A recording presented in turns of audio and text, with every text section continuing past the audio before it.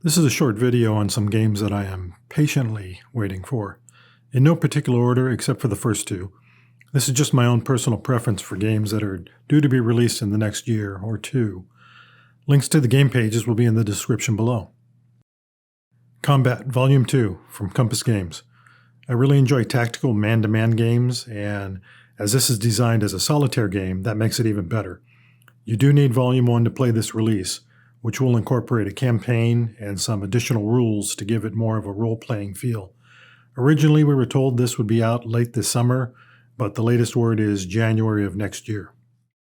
Fighters of the Pacific from Don't Panic Games. If there's anything I like more than man-to-man games, it's plane-to-plane tactical games, especially if they're set in the Pacific theater of World War II.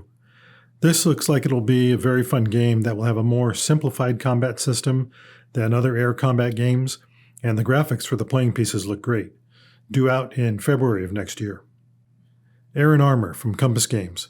You can't have too many World War III games, especially company-level scale games that are designed by Bruce Maxwell.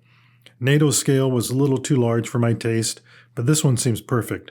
Hopefully it will be out early next year. Pacific War from GMT Games.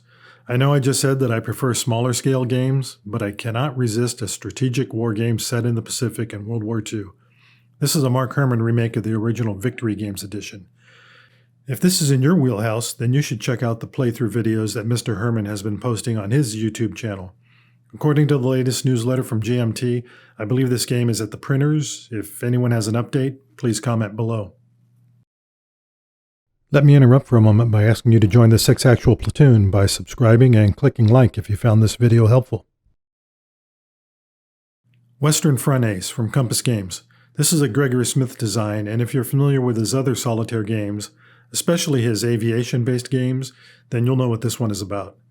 The air war in World War I is about the only part of the conflict that I can get interested in, so I'm hoping this will be another early 22 release. Skyhawk from Legion Wargames, another aviation-based solitaire game, this one designed by Steve Dixon and Bob Best, but it looks very similar to the Gregory Smith style of game.